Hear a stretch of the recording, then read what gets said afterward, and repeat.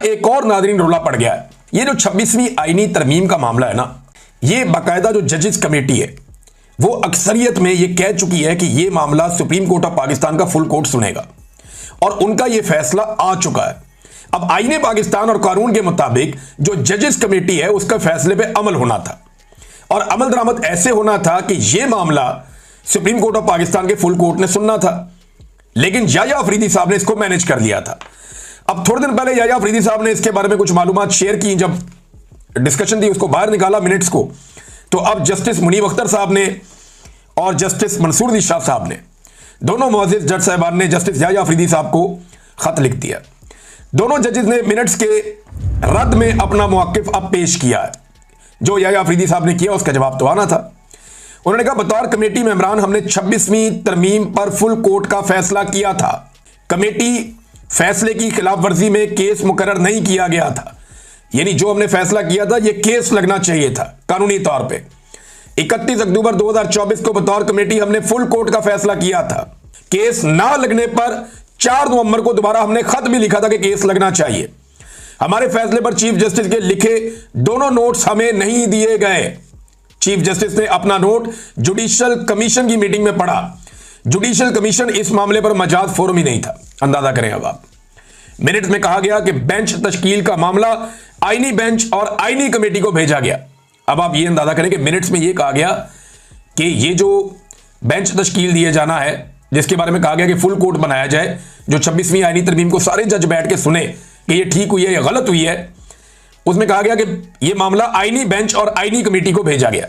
ये उसमें दावा किया गया और हालांकि उस वक्त आईनी बेंच और आईनी कमेटी का वजूद ही नहीं था। ये तो कैलिबरी फॉन्ट वाला काम नहीं हो गया कि फॉन्ट बाद में बना और तहरीर पहले आ गई उस फॉन्ट के अंदर और ट्रस्ट डीड जो है वो पहले से लिखी गई, फॉन्ट बाद में मार्केट में आया। ये तो वही काम हो गया ना कि आईनी बेंच और आईनी कमेटी वो बाद में बनी, लेकिन मामला उनको पहले चला गया क्योंकि ये मामला तो पुराना था। उस वक्त ये दोनों चीजें थी ही नहीं और चीफ जस्टिस साहब ने दावा कर दिया दोनों चीजें इनको भेजी हैं। तो नाज़रीन, सुप्रीम कोर्ट ऑफ पाकिस्तान में एक मामला लगातार लटक रहा है और ये गले की हड्डी बनेगा। ये निज़ाम इसके अंदर फंस जाएगा जिस दिन भी अवाम बाहर आए और अवामी ताकत का मुजाहरा हुआ। जब भी कभी वकला खड़े हो गए, जजेस खड़े हो गए, इन सवालों का जवाब देना पड़ेगा क्योंकि इन सवालों का जवाब अभी तक किसी के पास नहीं है। नाज़रीन, एक मुर्तज़ा सुलंगी साहब है, ये शायद आपने कहीं देखा हो। ये पाकिस्तान के इंफॉर्मेशन मिनिस्टर भी बनाए गए थे निगरान सेटअप में और इनका दावा है कि ये एक जर्नलिस्ट है। इससे पहले इन्हें पाकिस्तान पीपल्स पार्टी के दौर में नवाजा गया। ये रेडियो पाकिस्तान में भी रहे। इनके ऊपर इल्जामात भी लगे खवातीन को हरासा करने के और दीगर स्कैंडल्स के अंदर ये मौजूद रहे पहले भी। फिर ये जरदारी साहब के बहुत करीबी हैं, बहुत प्यार मोहब्बत है उनके साथ। तो ये बतौर सहाफ़ी के बहरूप में काम करते हैं। जब मुझे जबरी तौर पे लापता किया गया तो बैनुल अक़वामी मीडिया ने इनसे ये सवालात किए जब कि इमरान रियाज कहाँ गायब है, तो उन्होंने कहा जी वो तो सहाफ़ी नहीं है, वो तो जर्नलिस्ट ही नहीं है। मैंने आज तक अपनी ज़िंदगी में किसी भी हुकूमत से 1 टके का फ़ायदा नहीं लिया। आप देख लें, जब से मैं सहाफ़त कर रहा हूँ 4-5 हुकूमतें बदल गई हैं। कोई एक हुकूमत आज तक ये दावा नहीं कर सकती कि मैंने उनसे कोई 1 टके का काम करवाया हो या कहा हो कि ये काम कर दो। कभी ज़िंदगी में ऐसा नहीं हुआ। इवन मैंने कभी भी कोई गैर मुल्की दौरा भी नहीं किया। बहुत सारे सहाफ़ी जाते हैं, गैर मुल्की दौरों पे जाते हैं। मुझे इमरान खान साहब ने कहा था कि रशिया का दौरा आ रहा है गैर मुल्की और सहाफ़ी भी जा रहे हैं, आप भी जाएं। मैंने उनसे भी रिक्वेस्ट कर दी थी कि मैं नहीं जाऊंगा। आप मुझे थोड़ा सा पहले बताते, मैं अपने खर्चे पे वहां पहुंच जाता, तो मैं सरकारी खर्चे के ऊपर ट्रेवल भी नहीं करता। और मैंने कुछ उसूल अपने जिंदगी में रखे, मैंने कभी कोई काम नहीं कहा। इंटरेस्टिंग बात यह है कि ये आदमी जो बार बार सरकारी ओहदा लेता है, जैसे ये हो गया, जैसे वो हो गया, क्या नाम है उसका, अफसार आलम, ये लोग सरकारी ओहदों पर बैठ जाते हैं, बार बार बाद में आगे सहाफ़ी बन जाते हैं और फिर ये वो एक दूसरे को गद्दारियों के सर्टिफिकेट भी बांटते हैं। फिर ये सर्टिफिकेट भी देते हैं कि ये सहाफ़ी है और ये नहीं है। यानी जो आदमी हर थोड़े अरसे के बाद जब भी पीपल्स पार्टी की हुकूमत आए वो बेनिफिशियरी बन जाए। अब सदर पाकिस्तान का तर्जुमान बन गया और तर्जुमान बन के बड़ी अच्छी बात है। मुझे तो बड़ी खुशी हो रही है इस बात पे कि लोग खुद ही एक्सपोज हो जाते हैं, उनकी असल शक्ल खुद ही सामने आ जाती है। सारा दिन ये सोशल मीडिया के ऊपर गालम गलोच करता है, कभी इसको गाली देता है, कभी इसको गाली देता है, कभी इसको गाली देता है। जैसी तरबियत होगी इंसान वैसा ही करेगा ना। जैसा लुकमा इंसान के अंदर जाएगा वही इंसान के अंदर से बाहर आएगा। सारा दिन लोगों को गंदी गालियां देता है, सारा दिन लोगों की तौहीन करता है, सारा दिन ये आदमी नफरत बांटता है और नफरत बेचता है।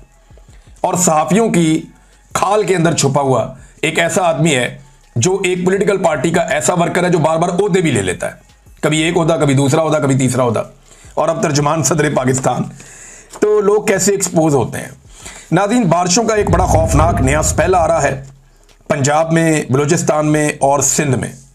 ये 22 अगस्त और 23 अगस्त से पंजाब में, और इससे पहले जो है अभी 21-22 अगस्त के बाद ये बलूचिस्तान और सिंध के बारे में कहा जा रहा है कि वहाँ बहुत तेज़ बारिशें हो सकती हैं और क्लाउड बर्स्ट के खदशात का इजहार किया जा रहा है कि दोबारा से कोई इस तरह की सूरत हाल बन सकती है।